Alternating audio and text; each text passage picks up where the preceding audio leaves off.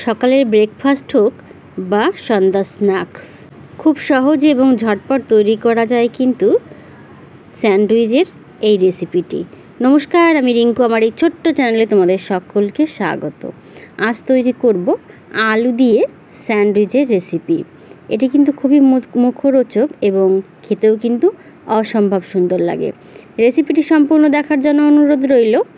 এবং এখানে দেখো বেশ কিছু সিদ্ধ আলু আমি নিয়ে নিয়েছি। আলুটাকে আগে থেকেই সিদ্ধ করে নিয়েছি এবং হাতের সাহায্যে এবার কিন্তু সুন্দর করে এটাকে ম্যাশ করে নেব। এবার অন্য একটি পাত্রে আমি নিয়ে নিচ্ছি কিন্তু বেসন। এখানে মোটামুটি আমি 1 কাপের মতন বেসন ব্যবহার করেছি। আর এখানে দিয়ে দিচ্ছি হাফ চামচ নুন, হাফ চামচ হলুদ, 1 চামচ মতো ভাজা জিরে গুঁড়ো, এখানে দিয়ে দিচ্ছি হাফ চামচ মতো লঙ্কার গুঁড়ো। যে যেমন ঝাল খাও সেই অনুযায়ী কিন্তু এখানে লঙ্কাটা ব্যবহার করো। আর এখানে সমস্ত উপকরণগুলো আমি কিন্তু এবার মিশিয়ে নিচ্ছি। এখানে এবার দিয়ে দিয়েছি কিন্তু কিছুটা পরিমাণে জল একবারে আমরা ব্যবহার করব না, অল্প অল্প করে জলটা ব্যবহার করে আমরা কিন্তু একটা ব্যাটার মতো তৈরি করে নেব। এখানে দেখো আরেকটু জল প্রয়োজন হচ্ছে, সেই কারণে কিন্তু এখানে আরেকটু জল আমি ব্যবহার করছি। এখানে দেখো সুন্দর একটা স্মুথ ব্যাটার তৈরি হয়ে গিয়েছে। এখানে কিন্তু একটা ছোট্ট টিপস, এখানে এবার দিয়ে দেবো কিন্তু আমি 2 চামচ মতন কর্নফ্লাওয়ার এবং এখানে দিয়ে দিচ্ছি সামান্য পরিমাণে খাবার সোডা। এটা দিলে কিন্তু স্যান্ডউইচের যে ক্রাঞ্চিনেস সেটা কিন্তু খুব ভালো আসে এবং মুচমুচে হয়। এদিকে একটি কড়াই বসিয়ে দিয়েছি, কড়াইতে কিন্তু দিয়ে দিচ্ছি সামান্য পরিমাণে সরষের তেল। এখন এখানে দিয়ে দিয়েছি কিছুটা পরিমাণে জিরেটা মোটামুটি ভাজা হয়ে গিয়েছে। এবার এখানে দিয়ে দিচ্ছি কিন্তু বেশ কিছুটা পেঁয়াজ কুচি। এখানে আমি 2টো মতো পেঁয়াজ নিয়ে নিয়েছি মাঝারি সাইজে। তোমরা তোমাদের প্রয়োজন অনুযায়ী এখানে কিন্তু মশলাটা ব্যবহার করে নিও।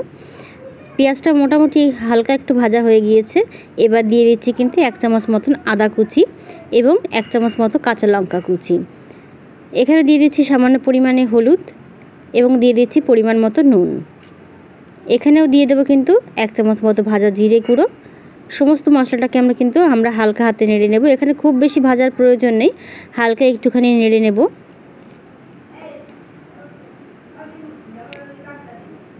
এবার এখানে দিয়ে দেব কিন্তু আমাদের ম্যাশ করে রাখা আলু। তোমরা চাইলে কিন্তু এখানে চিকেন বা এগও ব্যবহার করতে পারো। তো এখানে আমি কিন্তু একদম সাধারণভাবেই তৈরি করে দেখাচ্ছি। এটাতেও কিন্তু খেতে অসম্ভব সুন্দর লাগে। তো অবশ্যই বাড়িতে একবার ট্রাই করো এবং কমেন্টে জানিও তোমাদের কেমন লাগলো। এখানে দেখো সমস্ত আলুগুলোকে কিন্তু দিয়ে আমি কিন্তু এবার সুন্দর করে মিশিয়ে নিচ্ছি। এখানে কিন্তু খুব বেশিক্ষণ রান্না করার প্রয়োজন নেই, সুন্দরভাবে মিশিয়ে নিলেই হবে। এবার কিন্তু দিয়ে দেব কিছুটা ধনেপাতা কুচি। আবারও কিন্তু মিশিয়ে নিচ্ছি। এখানে মিশিয়ে এইভাবে কিন্তু আমরা নামিয়ে নেব। এই দেখো আমরা কিন্তু এবার নামিয়ে নিচ্ছি। আমাদের পুরটি মোটামুটি তৈরি হয়ে গিয়েছে। আমরা নামিয়ে কড়াইটা পরিষ্কার করে তারপর আবারও ফিরে আসছি। এবার নিয়ে নিয়েছি কিন্তু বেশ কিছুটা স্লাইস ব্রেড। এইগুলোকে কিন্তু আমরা এবার কেটে নেব। তোমরা চাইলে কিন্তু এগুলোকে আস্তে আস্তে তৈরি করতে পারো, তবে আমি কিন্তু এখানে কেটে ব্যবহার করছি। এইভাবে কিন্তু ছুরির সাহায্যে কেটে নিচ্ছি।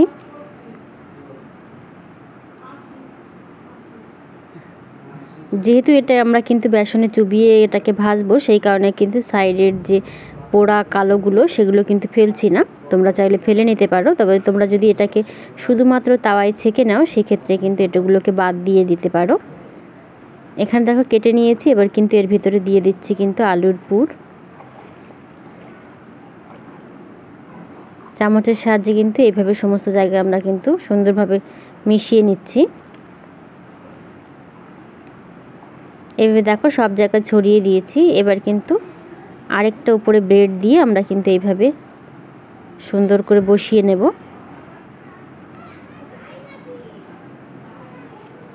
যারা আমার এই ভিডিওটি ফেসবুক থেকে দেখছো তারা আমার ভিডিওটি ভালো লাগলে অবশ্যই লাইক কমেন্ট শেয়ার করে দিও এবং যারা ইউটিউব থেকে দেখছো তারা আমার চ্যানেলটিকে একটু সাবস্ক্রাইব করে পাশে থেকো।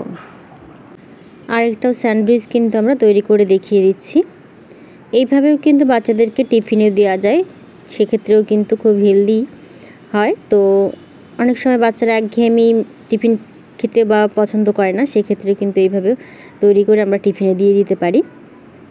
তো এখানে দেখো আরেকটা রুটি দিয়ে আমরা কিন্তু এইভাবে সব জায়গায় কিন্তু সমানভাবে চেপে চেপে বসিয়ে দিচ্ছি। এইভাবে সুন্দর করে বসিয়ে দিলে কি হয়, পরে কিন্তু আর যখন আমরা বেসনে কোট করব তখন কিন্তু এটা খুলে যাবে না। দেখো বেশ কিছুটা করে নিয়েছি। এবার কিন্তু বেসনে আমরা কোট করে নেব। প্রথমে কিন্তু চারি সাইডটা এইভাবে আমরা কোট করে নিচ্ছি। এবার কিন্তু সমস্ত বেসনে এবার ডুবিয়ে আমরা কিন্তু এবার গরম তেলে ভেজে নেব। এদিকে আগে থেকেই কিন্তু তেলটাকে আমি গরম করে নিয়েছি। এবার কিন্তু একটা একটা করে স্যান্ডউইচ আমি ছেড়ে দেব। এখানে আমি একসঙ্গে 3টে স্যান্ডউইচ ভেজে নিচ্ছি। তোমরা চাইলে তো একটা একটা করেও ভাজতে পারো। তোমাদের পাত্রের সাইজ অনুযায়ী তোমরা কিন্তু এগুলোকে ভেজে নিও। আর এটা অবশ্যই কিন্তু মাথায় রেখো, এখানে কিন্তু গ্যাসের ফ্লেমটা কিন্তু খুব হাই করে রাখা যাবে না, একদম মাঝারি টু লো ফ্লেমে কিন্তু স্যান্ডউইচগুলো আমরা ভেজে নেব।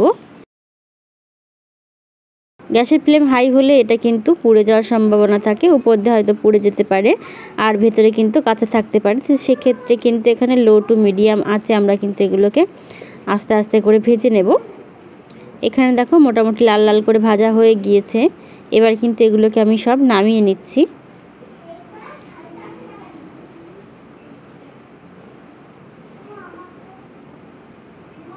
এইভাবে কিন্তু আরও বেশ কিছু স্যান্ডউইচ কিন্তু আমরা ভেজে নিচ্ছি।